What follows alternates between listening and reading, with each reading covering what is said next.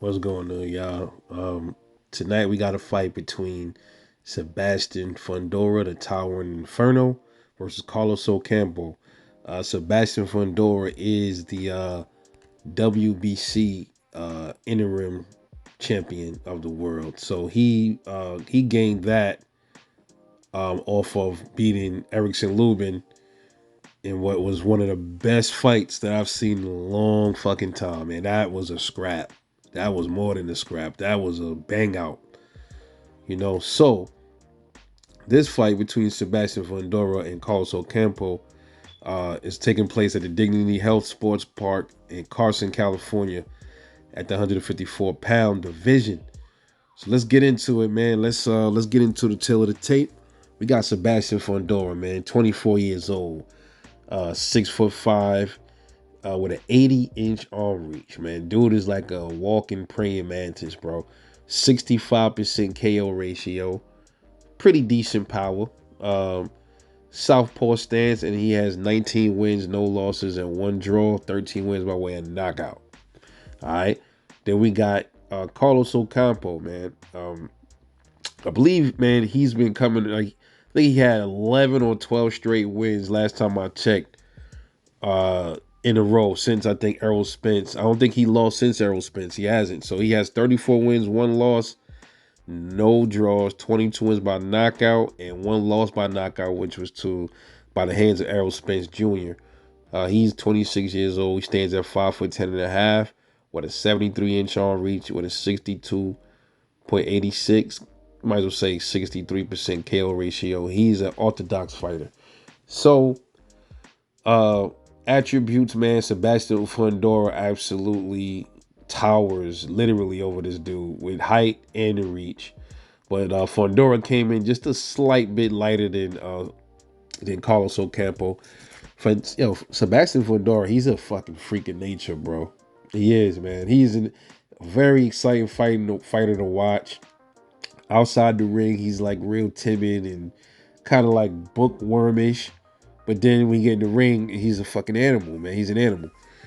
I love fighters like that. It's like Clark Kent, it's like Superman, outside the ring, he's Clark Kent. Then he get in the ring, take off his outfit, and the cape come out. Just like that. Uh this fight, what Sebastian Fundora got going for him is his everything, his attributes, his height, his decent power, the way he fights in the pocket, man, is remarkable for somebody with that height. To fight on the inside the way he does. He's very comfortable fighting on the inside. You rarely see him outboxing. He loves to bring it to you. He even admits that he loves to bang out. That's what fights is made of, is to hurt people, pretty much. Now, I'm loosely quoting him. You know what I'm saying? He has an excellent uppercut, very sneaky uppercut, like a snapping, powerful uppercut, man. Carlos Ocampo, man, I know we saw him get knocked out by Errol Spence in the first round. He was doing pretty. He was giving Errol Spence some good body work. Carlos Ocampo, his bread and butter is his body. He likes going to the body a lot, man. He's a decent body puncher. And to be honest, man, I'm gonna read through. Let's do my attributes, man. As far as speed, power, jab, inside, outbox skills, footwork, accuracy, volume, and defense, man. And I'm gonna come to my conclusion with this. Speed, definitely go to Sebastian Fundora. He's excellent speed for. He's a string bean, man. So he's slender, he's slim, has no real body fat. So all that's pure fucking speed, bro. Carlos Ocampo is not exactly slow himself, man. Real twitchy fighter. Um, Not really the best fundamentals as far as I'm concerned, man. Slaps a lot of his punches. The power, I have to give it. Obviously, it's a slight edge in power to Sebastian Fundora. I believe I think he's probably significantly more powerful than Carlos Ocampo. The only reason why it might seem like his power matches up with Ocampo because he hasn't had as many fights as Ocampo. Ocampo has more experience, so Sebastian Fundora's KO ratio I predict will be going up higher than this. Inside work, I would have to give it to Sebastian Fundora. Off the rip, he has excellent inside work, man. A lot of people, you don't fight tall. He probably can if he wanted to, but he doesn't choose to fight tall. That could be a downfall for him later on if you fight somebody like a Jamel Charlo. That might cause an issue for him. There's things with Fundora that need to be sharpened up. His chin is, I don't never really see him tuck his, he holds his head up too high for me, man.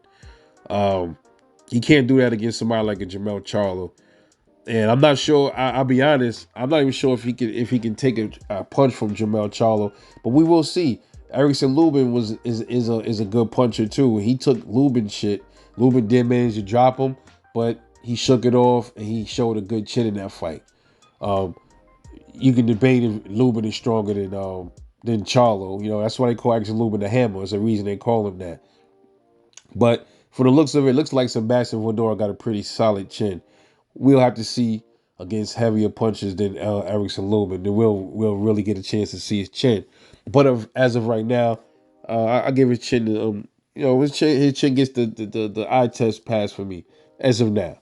All right, so for outboxing, like I said, I don't really see Sebastian Fundora do it a lot.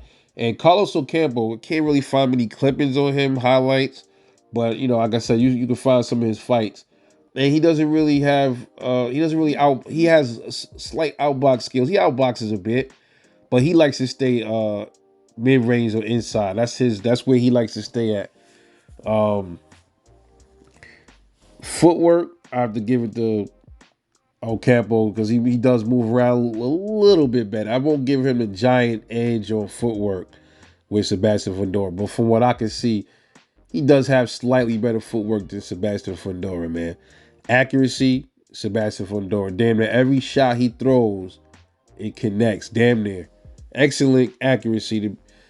Those punches just look like they fucking hurt, man. Man, I wouldn't want to be in the ring with that dude. I mean, at that weight class. Nah, man. No way. Volume.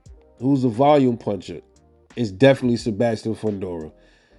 When he got you hurt, he smelled blood. That's it. He coming for you. Sharp puncher. He throws bunches and punches, punches and bunches as well. But he don't just throw them. He's throwing them with conviction. He's throwing them and they connect. That's the thing with him. What makes him so dangerous. And defense. Sebastian Fundora's defense definitely needs work. There's some things in it. Like sometimes, he doesn't hold up. You can catch him I've seen people hit him with some rights, flush. I think Lubin was catching him with some. I think the first Lubin was hitting him with a combination of shots that got him down. But Sebastian Fundora's defense isn't the best, but I do see him with some momentary hand movement every now and then. He does know how to pivot out of shit, So I have to give that to Sebastian Fundora, man. Ocampo just to me doesn't have any defense, man. He doesn't have. To me, he's just not fundamental to me. That's just me. So when it comes to the attributes, man, I gave Sebastian Fundora the speed, the power, the inside work, the accuracy, the volume, and the defense. And I gave Carlos Ocampo slightly the jab, outbox, and footwork. That's it. So it's pretty lopsided towards Sebastian Fundora's favor, man. And the way that fight is gonna look, it might look something like similar to the way Errol Spence fight looked, man. I don't think he gets him out that early. He probably could. Because Sebastian Fundora got that whipping body work going. He probably can get him out. I don't know about first round. I'm gonna say he probably gonna play with him a little bit, get him out in the fifth, man. He probably gonna hit him. He's gonna knock him out. It's gonna be a body shot to get Ocampo out of there. I'd say round 5. To be extreme, I'd say round 4, but I'll give it to 5. So I just don't see where he has no reach. I don't see him hurting Sebastian Fundora. He probably could hurt him to the body. Sebastian Fundora does have to watch out for Ocampo's body shots. He do got good body work. So that's probably the only thing that Sebastian Fundora got to worry about in this fight is Ocampo's body work. Now, if he moves around a lot, if he exhibits a lot of more movement to the outsiders than we usually see, I don't see Ocampo catching him to the body. But we know Sebastian's game ain't like that, so he's gonna bring it up close to him. So I got Sebastian knocking him out to the body, 5th round, man. Just my take. Let me know what you think. This is Rebel Life Boxing. I'll catch y'all later on the next one. And I'm out. Peace.